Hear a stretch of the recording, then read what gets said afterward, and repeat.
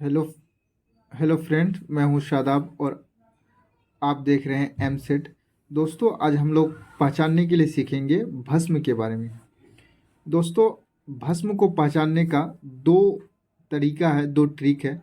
और आप इन्हीं दो ट्रिक को देख करके आसानी से देखते ही देखते आप कह देंगे कि ये भस्म है। तो शुरू करते हैं दोस्तों। दोस्तों देखिए, हमारे पास कुछ यौगिक है यहाँ पर। सर, यहाँ पर कुछ यौगिक है। सोडियम हाइड्रोक्साइड है, यहाँ पर KOH है, यहाँ पर OH है, यहाँ पर मैग्नीशियम हाइड्रोक्साइड है और यहाँ पर LiOH है। दोस्तों, जिस भी यौगिक के आखिरी में, ये देखिए, ये हमारा NaOH अपने पास में, ये पेन पे ध्यान दीजिए।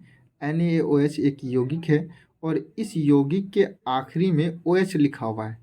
तो दोस्तों, कभी भी जिस यौगिक के लास्ट में अगर OH लिखा हुआ रहता है तो वो भस्म होता है। फिर इसी तरीक़ा से आप देखो दोस्तों कि यहाँ पर KOH लिखा हुआ है, तो इसका भी आखिरी में OH लिखा हुआ है। इस तरह से ये भी क्या है, भस्म है। फिर यहाँ पर अगर देखेंगे दोस्तों, तो यहाँ पर CaOH लिखा हुआ है। तो दोस्तों, यहाँ पर नंबर को आपको नहीं देखना है कि 2 बार में है या 3 बार में है या 4 बार में। आपको सिर्फ ध्यान ये देना है कि किसी भी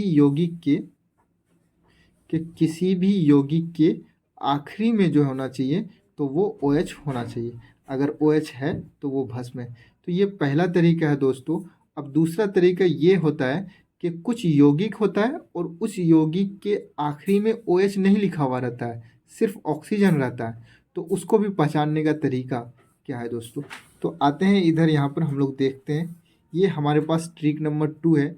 यहाँ अगर आप देखेंगे तो MgO है हमारे पास में, ZnO है हमारे पास में, CaO है हमारे पास में, फिर Na2O है, फिर Li2O है। दोस्तों, बेसिकली ये सब ऑक्साइड्स है। और कभी भी अगर धातु का ऑक्साइड्स होता है हमारे पास में तो वो भस्म कहलाता है। यहाँ पर Mg एक धातु है दोस्तों, और उसके साथ ऑक्सीजन लगा हुआ है, तो ये भी एक तरह का क्या है कि भस्म है। जिंक को भी देखेंगे तो जिंक भी एक धातु है, इसके साथ में ऑक्सीजन लगा हुआ है, इसलिए ये भी एक भस्म है दोस्तों। फिर यहाँ पर Ca लिखा हुआ है, O लिखा हुआ है, इसको कैल्शियम ऑक्साइड बोलते हैं दोस्तों। कैल्शियम एक धातु है और उसके साथ ऑक्सीजन जुड़ गया है, तो ये भी एक भस्म है दोस्तों। दोस्तों, तो इस तरह से आपने दो बातें सीखी है। एक बात कि किसी भी यौगिक के आखिरी में अगर OH रहता है तो वो भस्म होता है, और कोई भी ऑक्साइड अगर धातु का हो तो वो भस्म होता है दोस्तों।